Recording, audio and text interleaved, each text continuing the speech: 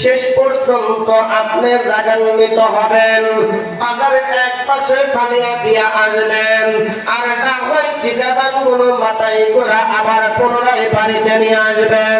বাড়িতে আনার পর আমার মায়েরা বোনেরা সুন্দর করে ওই চিটাদানগুলোকে শুকান শুরু করে দিবে। চিটাদানগুলোকে যখন শুকান শুরু করে দিবে, তারপরে এমন একটা ঘরে নিয়ে যাবে, সেই ঘরটার নাম হলো রান্নাঘর। কি বলেন, কথা ঠিক কিনা? ঠিক। আমার মায়েরা তিনি কি করবেন, রান্না করে নেওয়ার পর চুলার মধ্যে যখন আগুন জ্বালিয়ে দেওয়া হয়, আস্তে আস্তে করে ওই চিটাদানগুলোকে চুলার মধ্যে ছিটিয়ে দেয়। কি বলেন, কথা ঠিক কিনা? ঠিক। আপনি মাকে জিজ্ঞাসা করেন, মা গো, ও মা, এই দানের ভিতরে বেসন কম দেওয়া হয় নাই, সার কম দেওয়া হয় নাই, এই দানের মধ্যে মেহনত কম করা হয় নাই, অথচ তুমি এই দানগুলোকে চুলার মধ্যে দিচ্ছ গো মা, তোমার কি মায়া লাগে না? তোমার কি এই দানের প্রতি মহব্বত লাগে না? মা ডাকিয়া বলবে, বাবারে, ও বাবা, এটার মধ্যে কোনো চাউল নাই, এটা হচ্ছে চিটা। এই চিটা দান কোনো অন্য কোনো কাজে লাগবে না, একমাত্র যদি কাজে লাগে সেটা হলো চুলার জন্য, আগুন জ্বালানোর জন্যই কাজে লাগবে। তখন গুনাহ থেকে যদি তুমি কি করো, 100 দান বা 500 দান আনিয়া চুলার মধ্যে দাও, কয়বারে বাবা না, ওটার ভিতরে চাউল আছে, ওটা গোলার থেকে আইনা চুলার মধ্যে দিতে বড় মায়া লাগে, কারণ ওটার ভিতরে চাউল আছে। এই জন্য ওই দানটা মা কি করতে চায় না, চুলার মধ্যে দিতে চায় না। আর যেটা দানটা চুলার মধ্যে দিতে মায়া লাগে না, ততভাবে আমার মহান রব্বুল আলামিন একটা বড় দুনিয়া মানুষ, তোমরা শোনো, তোমরা জেনে নাও, আমি মহান রব্বুল আলামিন তোমাদেরকে বারবার ডাকতে বলি, রে বান্দা, ওরে বান্দা, তোমরা সব এখনো ফ্রেশ হয়ে যাও, ঠিক আছে না? ফ্রেশ হয়ে যাও, ফ্রেশের সাথে সম্পর্ক রাখা। মাইলা মুমিন সুয়া মুমিন মিশাওয়াত, মাইলা মুমিন সুয়া মুমিন মিশাওয়াত, মাইলা কাফের সুয়া কাফের মিশাওয়াত। ওরে বান্দা, তুমি যদি ফ্রেশ হতে চাও, তোমরা যদি ঈমানদার হতে চাও, তোমরা যদি মুত্তাকিন হতে চাও, তাহলে মুত্তাকিনদের সাথে চলো, ঈমানদারদের সাথে চলো, মুমিনদের সাথে চলো। যদি মুমিন হতে চাও, মুমিনের সাথে থাকো। আর যদি মাইনা মুমিন সুয়া মুমিন মিশাওয়াত, মাইনা কাফের সুয়া কাফের মিশাওয়াত। আর যদি তোমরা কিটা হতে চাও, কাফের মুশরিকদের সাথে চলো। কারণ কি, যেই মানুষের ভিতরে আল্লাহ পাকের কোরআন আছে, নবীর হাদিস আছে, ওই মানুষটাকে আল্লাহ জাহান্নামে দিতে বড় মায়া লাগে, মহব্বত লাগে। যেই মানুষের ভিতরে কোরআন নাই, হাদিস নাই, ওই মানুষটাকে আল্লাহ তাআলা জাহান্নামে দিতে কোনো মায়া লাগে না।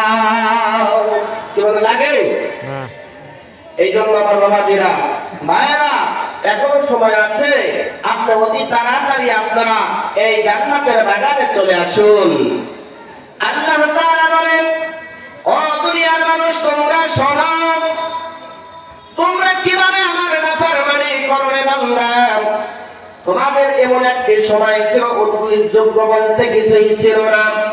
হাল আতাউ আলাল ইনসানি হিনুম মিনাদ দাহরি লাম ইয়াকুন শাইআন মাযকুরা। ওই বান্দা, তোমাদের উল্লেখযোগ্য বলতে কিছুই ছিল না, কিন্তু আমি কেমন না, আমি তোমাদের কেমন আল্লাহ, আমি কেমন তোমাদের পালন করতাম, আমি তোমাদের কেমন হায়াতের মালিক, আমি তোমাদের কেমন মওতের মালিক। যে আল্লাহ তার মধ্যে থেকে আমি আল্লাহ তাআলা তোমাদের উল্লেখযোগ্য বলতে কিছুই ছিল না। আমি আল্লাহ তাআলা তোমাকে আবার উল্লেখযোগ্য বানাইছি। আবার এমন এক সময় আসবে তোমাদের কিছুই থাকবে না, থাকবো আমি আল্লাহ। বলেন সুবহানাল্লাহ। সুবহানাল্লাহ। এই জন্য আল্লাহ তাআলা বলেন হাল আতা আলাল ইনসানি হিনুন মিনাদ দাহরি লাম ইয়াকুন শাইআম মাযকুরা। ওরে বান্দা, আমি তোমাদেরকে বানাইছি তোমার মা আর তোমার বাবার মাধ্যমে। আমি আল্লাহ তাআলা বানাইয়া আমি তোমাকে দুনিয়াতে পালতাছি। আমি আল্লাহ তাআলা তোমাকে কত ভালোবাসি তুমি কি জানো নি? আমি আল্লাহ তাআলা আসমান বানাইছি। আমি আল্লাহ তাআলা বলি নাই আমার আসমান, আমি জমিন বানাইছি। আমি আল্লাহ তাআলা বলি নাই আমার জমিন, আমি পাহাড় বানাইছি। আমি আল্লাহ তাআলা বলি নাই আমার পাহাড়। সাগর বানাইয়া আমি আল্লাহ তাআলা বলি নাই আমার সাগর। কি বলেন? বলছেন? বলেন নাই। তাম দুনিয়া সৃষ্টি করার পর আমার আল্লাহ তাআলা বলেন নাই আমার তাম দুনিয়া, কিন্তু আমাকে আপনাকে আল্লাহ পাক সৃষ্টি করেছেন। আমাকে আপনাকে সৃষ্টি করিয়া বলছেন আমার আদরের বান্দা আর বান্দি। বলেন সুবহানাল্লাহ। সুবহানাল্লাহ। কি বলছেন বলেন? আমার আদরের বান্দা আর বান্দি আমি আল্লাহ তাআলা তোমাদেরকে বানাইছি। কেন বানাইছি জানেন? আফাহাসিবতুম আন্নামা খালাকনাকুম আবাসাও ওয়া আন্নাকুম ইলাইনা লা তুরজাউন। সুবহানাল্লাহ। আমি এমনি বানাই নাই, আমার পালনের মধ্যে একটা উদ্দেশ্য আছে। কি বলেন? আছে কিনা? আছে। আল্লাহ তাআলা বলেন আমার উদ্দেশ্যটা হলো কি? আল্লাহ তাআলা নিজেই বলেন ওয়ামা খালাকুতুল জিন্না ওয়াল ইনসা ইল্লা লিয়াবুদুন।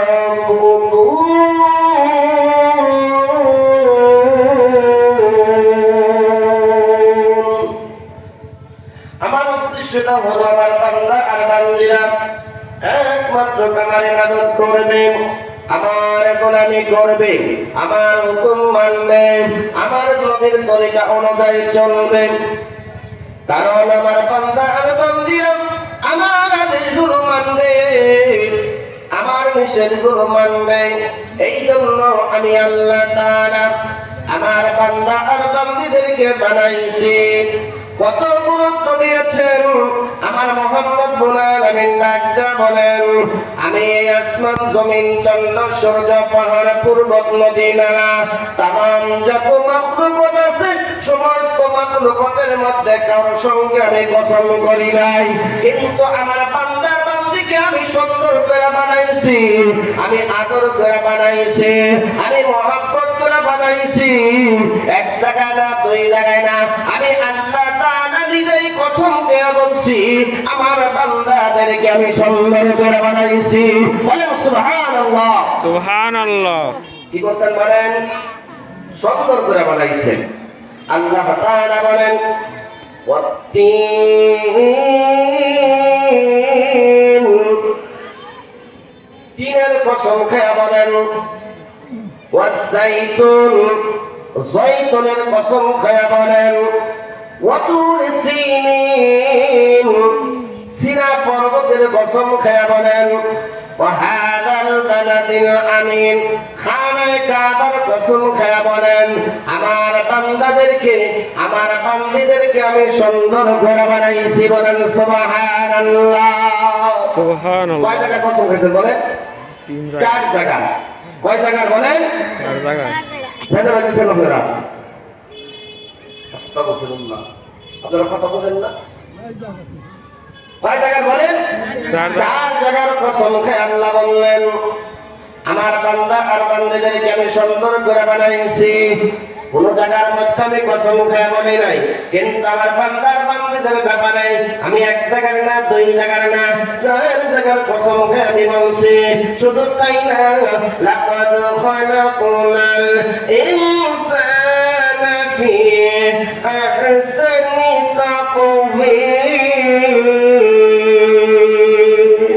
আমি আল্লাহ তাআলা আমার মানুষ আমার বান্দাদেরকে আমি সবচেয়ে বেশি সুন্দর করে বানাইছি বলেন সুবহানাল্লাহ সুবহানাল্লাহ। আল্লাহ তাআলা এত সুন্দর করে বানাইলেন তা আল্লাহ তাআলা আমাদেরকে বানাইছেন কিসের জন্য একমাত্র ইবাদত করার জন্য এখন ইবাদতটা কি জিনিস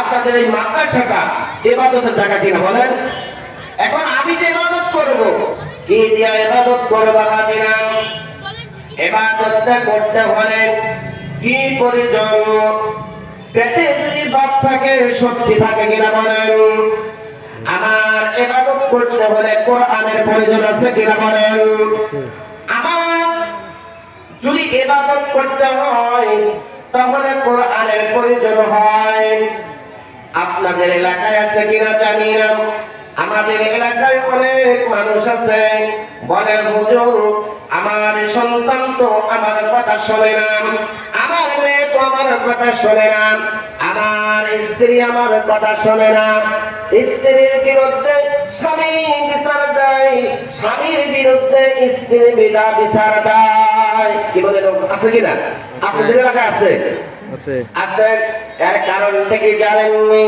এর কারণটা হলো আপনার ঘরের ভিতরে টাকা পয়সার অভাব নাই বাড়ি গাড়ির অভাব নাই জায়গা জমিনের অভাব নাই কোনো কিছুর অভাব নাই অভাব একমাত্র শুধু শান্তির অভাব কি বলেন শান্তির অভাব আছে আছে শান্তি বাবা এই শান্তি যদি চাও তাহলে আসো কোরআন পড়ো কোরআন পড়ো জীবন গরম ওরে মুসলমান কোরআন পড়ো জীবন গরম ওরে মুসলমান কোরআন ছাড়া হিন্দু মুসলিম সকল এক সমান আল কোরআনকে পড়লে পারে শান্তি আসতে পারে।